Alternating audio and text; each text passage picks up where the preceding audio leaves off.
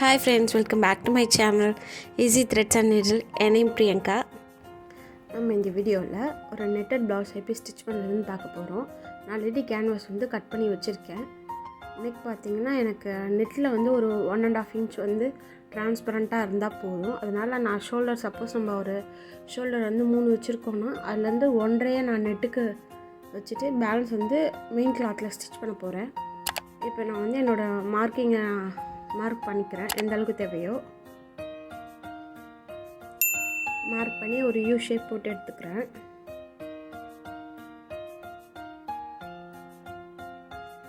இப்போ நார்மலாக நீங்கள் ஒரு 2.5 நெக் வித் வைக்கிறீங்கன்னா இப்போ நம்ம நெட்டுக்கும் சேர்த்து அதுலேயே கால்குலேட் பண்ணி நம்ம கேன்வாஸ்லேயே கட் பண்ணி எடுத்துக்கணும்.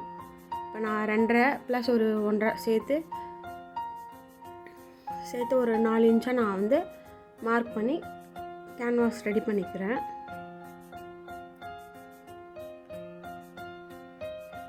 இதை ஒரு லைனிங் துணி மேலே வச்சு சுற்றி ஒரு ஸ்டிச் போட்டு எடுத்துக்கலாம். அந்த பிசுரெல்லாம் உள்ளே மடித்து ஸ்டிச் பண்ணி எடுத்துக்கோங்க. இப்போ நான் இதான் நம்மளோட ப்ளவுஸ் மெட்டீரியல். ஃபர்ஸ்ட் நான் லைனிங்கை போட்டுட்டு அதுக்கு மேலே நம்மளோட மெயின் கிளாத்தை கரெக்டாக போட்டுக்கணும். இல்லை ப்ராப்பராக கரெக்டாக இருக்கான்னு அட்ஜஸ்ட் பண்ணி பார்த்துட்டு அதுக்கப்புறம் சென்டர் பார்த்து நம்ம ரெடி பண்ணி வச்சுருக்க கேன்வாஸை வச்சிடலாம்.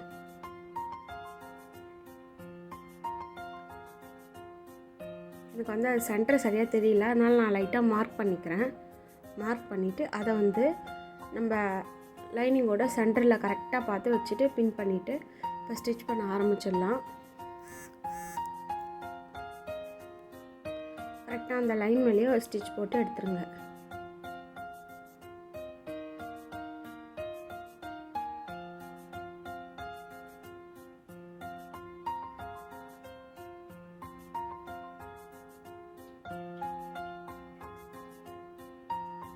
நான் ஃபுல்லாக ஸ்டிச் போட்டு முடிச்சிட்டேன்.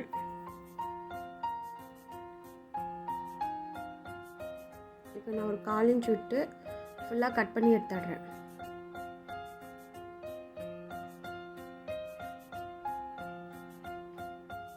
எங்கெல்லாம் கர்வ்ஸ் வருதோ அங்கெல்லாம் குட்டி குட்டி நாட்சஸ் போட்டு எடுத்துடலாம்.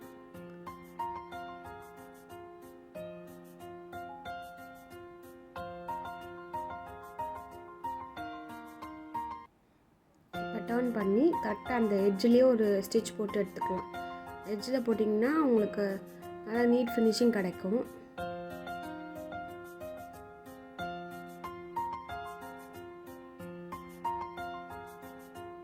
ஃபுல்லாக கிளாத் அட்ஜஸ்ட் பண்ணி ஃபுல்லாக ஸ்டிச் போட்டு எடுத்துருங்க.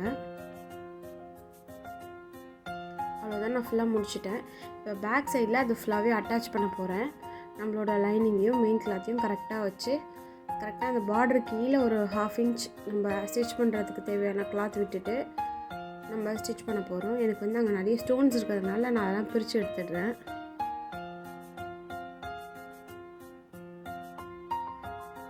கரெக்டாக ஒரு 1/2 inch அளவுக்கு நான் ஸ்டிச் போட்டு எடுத்துக்கிறேன். நம்ம அப்படியே அதை மடித்து தைச்சிட போகிறோம். அவ்வளோதான், முடிச்சாச்சு. இப்போ நான் நெட்டு டபுள் லேயராக எடுத்திருக்கேன். சாரீ கலர்லேயே எனக்கு நெட் வாங்கி கொடுத்துட்டாங்க. டபுள் லேயராக எடுத்துகிட்டு அது கீழே வச்சுட்டு நம்ம தைச்சி வச்சுருக்கதை கரெக்டாக சென்டர் பார்த்து வச்சுட்டு நான் கரெக்டாக இருக்கான்னு ஒரு வாட்டி நல்லா செக் பண்ணிக்கிறேன். செக் பண்ணிவிட்டு ஃபுல்லாக பின்லாம் குத்திட்டு ப்ளவுஸையும் நெட் கிளாத்தையும் நம்ம அட்டாச் பண்ண போகிறோம்.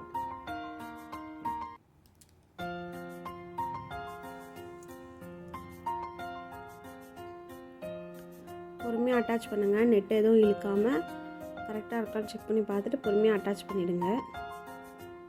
நான் அவ்வளோதான், ஃபுல்லாக அட்டாச் பண்ணி முடிச்சிட்டேன். இப்போ நான் மேலேயும் ஒரு ஸ்டிச் போட்டு எடுத்துக்கிறேன். ஏன்னா நமக்கு டபுள் நெட்டு இருக்கிறதுனால அது உங்களுக்கு ஒரு மாதிரி ஷேக் ஆகிட்டே இருக்கும். அதனால் நான் மேலே ஒரு ஸ்டிச் போட்டு எடுத்துட்டேன். இப்போ நான் அதை டபுளாக ஃபோல்டு பண்ணி சென்டர் பார்த்து மார்க் பண்ணிக்கிறேன். இப்போ நம்மளோட கரெக்டான நெக் என்ன அளவு என்னவோ அந்த அளவுக்கு நான் ஒரு மார்க்கிங் பண்ணி எடுத்துக்கிறேன். உங்களுக்கு பார்த்திங்கன்னா 2.5 இருந்துச்சு, ஹைட்டு பார்த்திங்கன்னா 9 இருந்துச்சு. அதுக்கேற்ற மாதிரி நான் ஒரு மார்க் பண்ணி எடுத்துக்கிறேன்.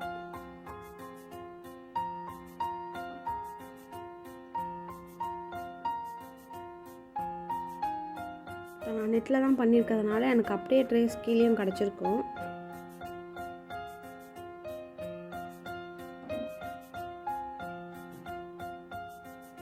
ஏன் இவ்வளோ அழுத்தி போடுறேன்னா, அது நெட்டில் எனக்கு 2 பக்கம் தெரியணுன்றதுக்காக அழுத்தி போட்டிருக்கேன். இப்போ நான் அது மேலேயே ஒரு ஸ்டிச் போட்டு எடுத்துடுறேன்.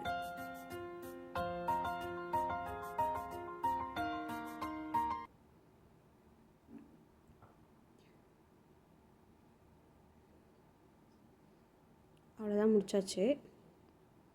இப்போ ஒரு 1/4 இன்ச் உள்ள கிளாத் விட்டுட்டு பேலன்ஸ் உள்ளதை நம்ம கட் பண்ணி எடுத்துடலாம்.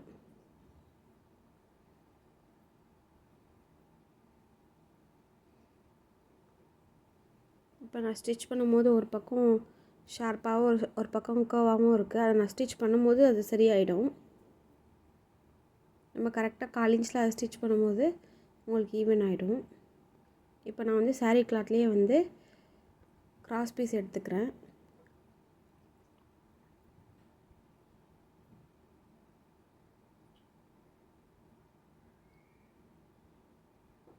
இப்போ நெட்டுன்றதுனால நம்ம ப்ளவுஸோட மெட்டீரியல்லையே நம்ம நெட் போட்டோம்னா ரொம்ப நல்லாயிருக்கும். நான் வந்து கிராஸ் பீஸ் ஃபஸ்ட்டு ஜாயின் பண்ணிவிட்டு அதை டபுளாக ஃபோல்டு பண்ணி அப்படியே ஸ்டிச் பண்ண போகிறேன்.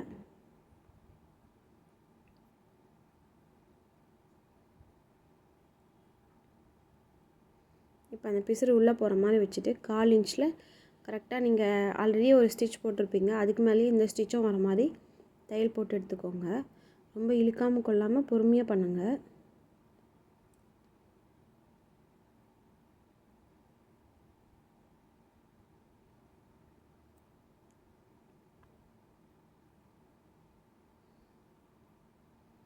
இந்த கர்வ்லாம் வரும்போது பொறுமையாக பண்ணுங்கள்.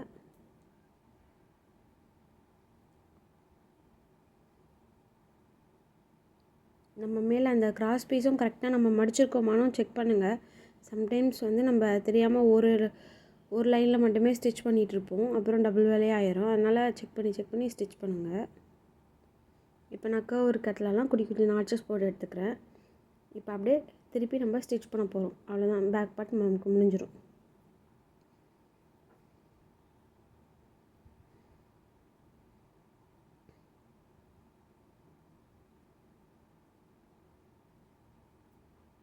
இப்போ நான் என்ன பண்ண போகிறேன், ஃபஸ்ட்டு எட்ஜு தையல் போட்டுவிட்டு அதுக்கப்புறம் அதை ஸ்டிச் பண்ணால் நல்லா வரும்னு எனக்கு தோணுச்சு. அதனால் நான் எட்ஜு தையல் ஃபஸ்ட்டு திருப்பி போட்டுக்கிறேன். அதுக்கு அடுத்த தையலை நம்ம அந்த பைப்பிங்கோட எட்ஜில் நம்ம ஸ்டிச் பண்ணிக்கலாம்.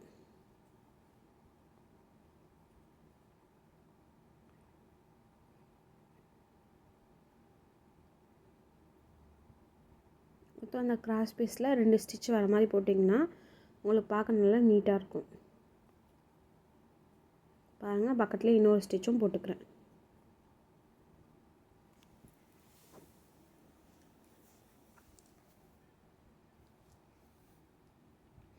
அவ்வளோதான், நான் முடிச்சிட்டேன். இப்போ வந்து ஸ்லீவ் நான் கட் பண்ணி வச்சுருக்கேன். இங்கே ஸ்லீவில் வந்து இந்த சென்டரில் மட்டும் நம்ம பஃப் கொடுக்க போகிறோம். அதனால் எனக்கு என்ன அளவு தேவையோ அதை நான் மார்க் பண்ணி கட் பண்ணிக்கிறேன். கட் பண்ணிவிட்டேன். அதை வந்து நம்ம ப்ளவுஸோட மெயின் மெட்டீரியலில் வச்சு அப்படியே ஒரு ஸ்டிச் பண்ண போகிறோம். அப்படியே ஒரு சுற்றி ஒரு தையல் போட்டுக்கிறேன். இது வந்து ஸ்டோன் ஒர்க் இருக்கிறதுனால நான் பார்டர் தனியாக கட் பண்ணி எடுத்துட்டேன், தனியாக அட்டாச் பண்ணிக்கலான்ட்டு. ஏன்னா பஃபெல்லாம் வைக்கும்போது எனக்கு ஏதோ ஷார்ட் ஸ்லீவ்னால கண்டிப்பாக எனக்கு அந்த மாதிரி இடிக்கிற ப்ராப்ளம்லாம் வரும். அதனால் நான் பார்டர் தனியாக எடுத்துட்டேன். இப்போ நான் சுற்றி ஸ்டிச் பண்ணிக்கிறேன்.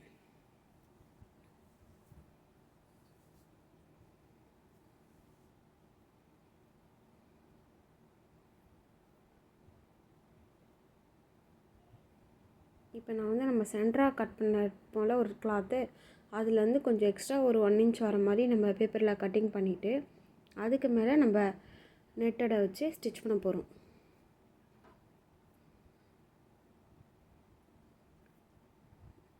நான் வந்து ரொம்ப குட்டி குட்டி ப்ளீட்ஸ் வைக்காமல் கொஞ்சம் ஓரளவுக்கு ஒரு 1/2 இன்ச்சுக்கோ ஒரு புள்ளி கம்மியாக அந்த மாதிரி தான் நான் ப்ளீட்ஸ் வச்சிட்ருக்கேன்.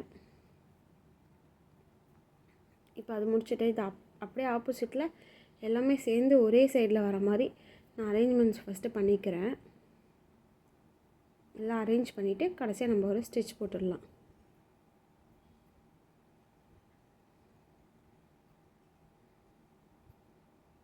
எங்கேயும் தூக்காமல் கொஞ்சம் அட்ஜஸ்ட் பண்ணி ஸ்டிச் பண்ணுங்கள். அதெல்லாம் அரேஞ்ச்மெண்ட்ஸ் பண்ணியாச்சு.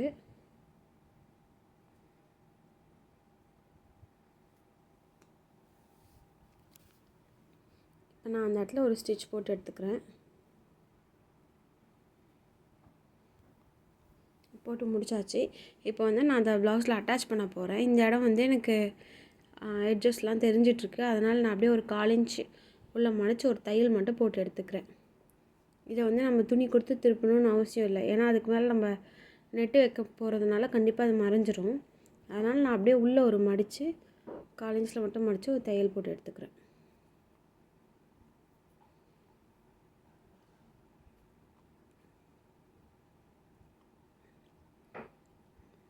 நல்லா போட்டு முடிச்சிட்டேன். இப்போ நான் நெட்டு மேலே வச்சு அப்படியே அந்த வி ஷேப்பில் ஒரு ஸ்டிச் போட்டு எடுத்துக்கிறேன்.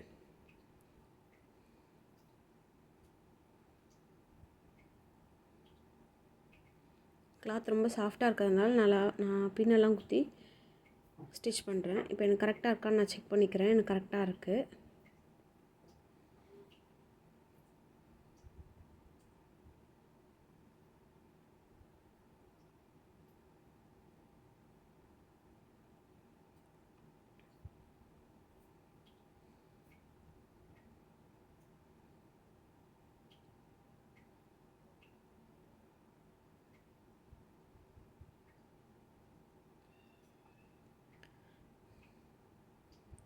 நல்லா ப்ளவுஸ்லாம் முடிச்சாச்சு. இப்போ நான் ஃப்ரண்ட்டில் மட்டும் நம்ம எப்போவுமே ஒரு 1/2 இன்ச்சுக்குள்ளே கட் பண்ணுவோம்ல, அதை நான் கட் பண்ண போகிறேன்.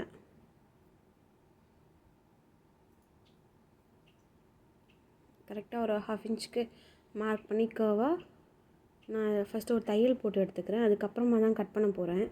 ஏன்னா நெட்டுன்றதுனால கண்டிப்பாக உங்களுக்கு அது பிரிஞ்சிடும். ஆனால் ஒரு ஸ்டிச் போட்டுட்டு அதுலேருந்து ஒரு பாயிண்ட் தள்ளி நம்ம கட் பண்ணிக்கலாம். அந்த எண்டு எல்லாம் கட் பண்ண வேண்டாம். நான் பேக்கில் எக்ஸ்ட்ரா உள்ள கிளாத்தெல்லாம் நான் கட் பண்ணி எடுத்துடுறேன்.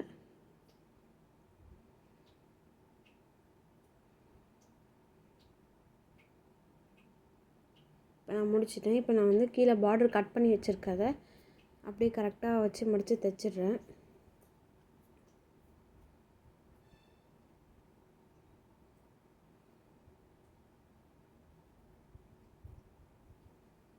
ஸ்டோன்ஸ்லாம் வரும்போது பார்த்து பொறுமையாக தையுங்க. அவ்வளோதான். எனக்கு ஸ்லீவும் நான் ஸ்டிச் பண்ணி முடிச்சிட்டேன். இப்போ எனக்கு கரெக்டாக வந்துருச்சு. இப்போ நான் வந்து நெக்கில் வந்து ஒரு சிம்பிளாக ஒரு ஒர்க் கேட்டிருந்தாங்க. அதுக்காக நான் வந்து சில்வர் கலர் ஜரி த்ரெட் எடுத்திருக்கேன். சில்வர் கலர் பீட்ஸும் எடுத்திருக்கேன். 3mm பீட்ஸ் தான் எடுத்திருக்கேன். அதில் நான் இந்த லைனில் தான் நான் ஸ்டிச் பண்ண போகிறேன். அதனால் ஒரு மார்க் பண்ணிவிட்டு அது அப்படியே பார்த்திங்கன்னா ஒரு வி ஷேப்பில் வரும். அதனால் நானும் அந்த சென்டர் மார்க்லேயே ஒரு வி மாதிரி லைட்டாக போட்டு எடுத்துக்கிறேன். இப்போ வந்து நான் நூல் கோர்த்துட்டு 2 பீடு ஃபஸ்ட்டு எடுத்துக்கிறேன். 2 பீடு எடுத்துகிட்டு அந்த பீடை நம்ம 2ஆக பிரிச்சுக்கணும். பிரிச்சுட்டு கரெக்டாக அந்த பீடுக்கு ஆப்போசிட்டில் கீழே க்ராஸாக நம்ம வீக் பண்ணுற மாதிரி கீழே எடுத்துட்டிங்கன்னா உங்களுக்கு ஒரு வி ஷேப்பில் 2 பீட் நல்லா ஸ்டிச் ஆகி நின்றுடும். இது என்ன பண்ணோன்னா கீழே ஒரு 1/4 இன்ச் அளவுக்கு கீழே தள்ளிட்டு அங்கேருந்து மறுபடியும் க்ராஸாக ஒரு ஸ்டிச் போடணும். இதே தான் இது ஃபுல்லாக பண்ணிட்டோம்னாலே நமக்கு ஒரு நீட்டான ஒர்க் ஒன்று கிடச்சிரும். உங்களுக்கு இந்த ஒர்க் பற்றி ஏதாவது வீடியோ வேணும்னா சொல்லுங்கள், நான் கண்டிப்பாக போடுறேன்.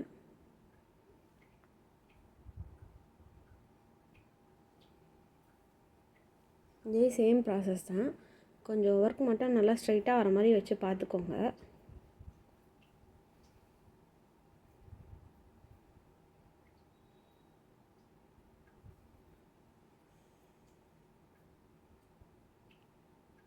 எனக்கு ஆரி ஒர்க்லாம் தெரியாது. எனக்கு சிம்பிளாக ஏதாவது ஒர்க் நெக்கில் மட்டும் பண்ணிக்கணுன்னா நீங்கள் இதை மாதிரி தாராளமாக பண்ணலாம். 2 பொருள் தான் தேவை. நீங்கள் உங்கள் சாரியில் என்ன கலர் இருக்குதுன்னு பார்த்துக்கோங்க. கோல்டனா சில்வராக அதுக்கேற்ற மாதிரி பீடு சரி மட்டும் எடுத்துகிட்டா பண்ணிடலாம். இதான் ஃபைனல் நமக்கு அவுட்புட் வந்திருக்கு. நெக்கில் நான் பண்ணியிருக்க ஒர்க் சுற்றி இருக்குது பாருங்கள். இந்த வீடியோ உங்களுக்கு பிடிச்சிருக்குன்னு நினைக்கிறேன். இந்த வீடியோ உங்களுக்கு பிடிச்சிருந்தால் லைக் பண்ணுங்கள், ஷேர் பண்ணுங்கள், கமெண்ட் பண்ணுங்கள். இது போன்ற வீடியோக்களை பார்க்குறதுக்கு நம்ம சேனலை சப்ஸ்கிரைப் பண்ணி வச்சுக்கோங்க. தேங்க்ஸ் ஃபார் வாட்சிங்.